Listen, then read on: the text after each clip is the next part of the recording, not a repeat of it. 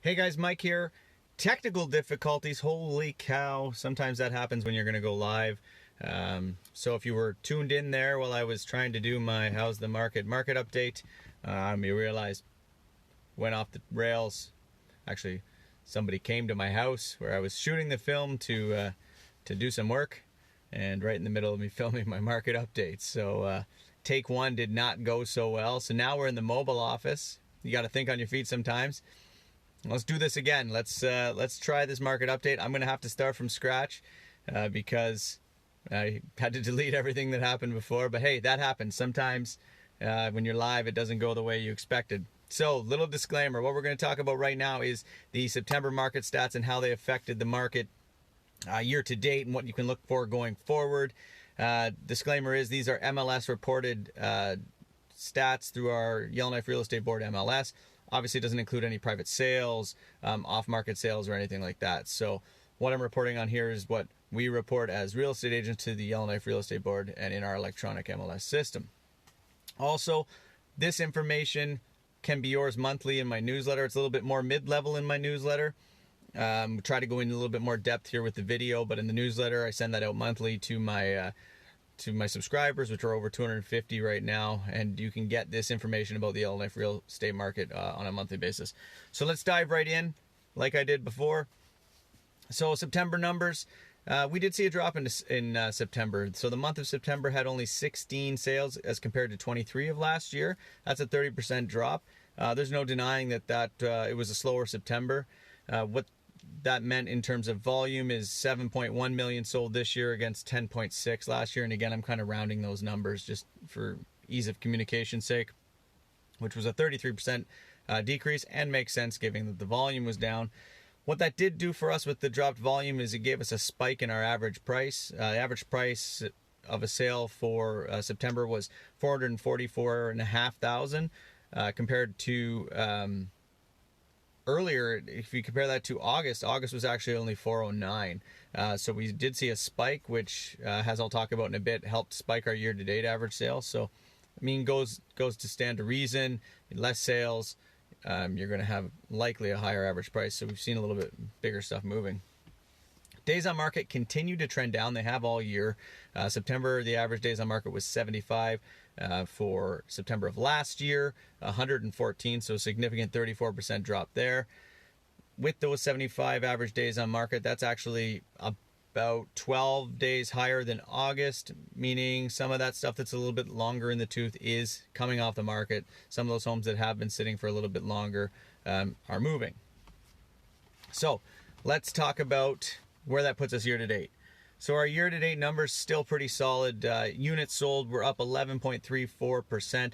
We sold 216 units this year in 2018. At the end of September, we are at 194, so still trending up again, 11.34%, which gives us a total volume increase of 2.75% at 88, essentially 88 million this year against 85.6 million last year. So the trend is up. Also, the other continued trend is the average sale price being down. 7.7% were down last year. We had ourselves at $441,500. This year, $407,500, which is a half percentage up compared to August. So that spike that we saw, thanks to the little bit of lower volume, has helped bring the average sale price up. But on the whole, still down. But really, the only indicator of these main four that is down, days on market. Sorry, I shouldn't say that. Days on market are down, but that's a good thing. Days on market's 88, which is the same as it was last month for the year, and down against last year, which was sitting at 92. So homes, whichever way you slice it, though, still moving on average in about 3 months' time takes to get a listing from live to sold, and which is on par. Not much has changed in that respect. So the September mix, let's talk about the mix of properties that are selling.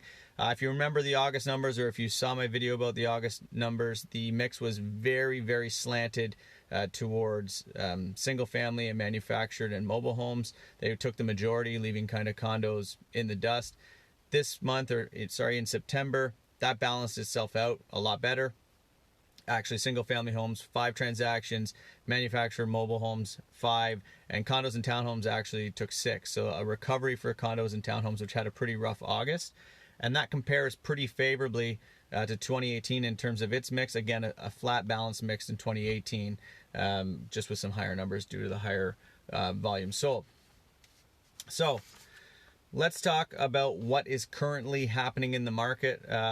These numbers in terms of current are as of yesterday, so that could change a little bit today. But basically, as of yesterday, we have 88 active listings in Yellowknife, and they sit at an average days on market of about 130. So there's some homes there that need to move. 88 homes on the market, and the mix of those homes, you've got 19 apartment or townhome style condos. You've got 35 single family homes. That includes single detached and single attached. You have 32 manufactured or mobile homes, and you actually have 2 pieces of land out there, which is not as common for us in the market. So that's what you have of the 88 active listings current in the market that are available as we head into the fourth quarter. What does that mean? Can we talk about months of inventory and how that affects, everybody wants to know, is it a seller's market? Is it a buyer's market? Well, pretty much everything indicates to the market being just a healthy market.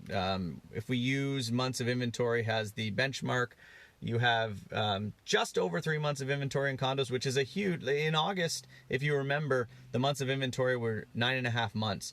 There was a lot of inventory and not a lot of sales. That's balanced itself out. Some of the inventory has come off. Unfortunately, they weren't sales through expired listings, and some sales have happened. So that's actually balanced itself down and is just on the edge of, almost just on the edge of a seller's market, which is kind of crazy. With the low volume, you can't really count on that. I'd say still lots of inventory in the condos. Single family homes, you've got 7 months of inventory, which is right in the healthy range if you're looking at the scale. On the higher end a little bit, 4 to 8 months is typically considered healthy range in terms of months of inventory. And then on the manufactured to mobile, you got 6.5 months of inventory, which is right smack kind of dab in the middle of that 4 to 8 months of inventory that indicates a healthy market. So not really, buyer's market or seller's market. You hear it all the time. You kind of hear, sitting having a coffee that, it's a horrible time to sell right now. Oh, things aren't very good right now. Not really the case when you actually look at the numbers. Yes, September was a bit slower, but the numbers still represent a pretty healthy market on the whole. That being said, what can we expect heading into the fourth quarter, heading into October? Well, obviously not a ton of data right now to speak of, but I can tell you anecdotally things feel busier. Traffic at the open houses is some of the busiest I've seen. So when we're hosting open houses, usually a couple, from 12 to 4 on Sunday, I'm seeing a lot of new faces, a lot of people through those doors. That's a good sign. That's a sign that our people are out and looking. And already this month, we're only 4 days in, and you've got yourself with, there's a few firm sold and conditional sold properties already. So, anecdotally, and I think it'll pan out in the stats, I think we're in for a busy October. How that floods into November, we don't know. But the reality is, if we follow the same trend of kind of that 10% increase on units sold that looks like we're going to hit for this year over last year, then there's a good 30 to 45 transactions left in the market this year. And that's going to come from either the 88 listings that we currently have or whatever else is coming. There's going to be other stuff come. I mean, I've got listing appointments next week, so I know there's other things coming. So don't think that if you need to sell that you're out of time. There's still lots of time left in the market to get out there and, put some fresh inventory into the market as the balance mixes out a little bit. So yeah, thanks for listening. Thanks for bearing with me with the original live video from my house that kind of didn't work out. I feel more comfortable shooting from the car anyways. I spend most of my time here. Again, I'm going to send my email newsletter out to my database of people that have subscribed to it, which I have about, again, over 250 people. That's coming out in about an hour, where there'll be a link to this video, the stats kind of laid out in an infographic. So if you want to get on that list to catch it this time, shoot me a direct message and I can get you on the list. And if you have any questions, please do not hesitate to reach out to me here on Facebook. You can get at us from our website and message me. I'm always looking forward to talk about the market. I'll do this again next month when we talk about the market. I hopefully will be able to do it right the first time, but no guarantees. That's just how it goes. So thanks again, Yellowknife. Talk to you soon and have yourself a wonderful weekend.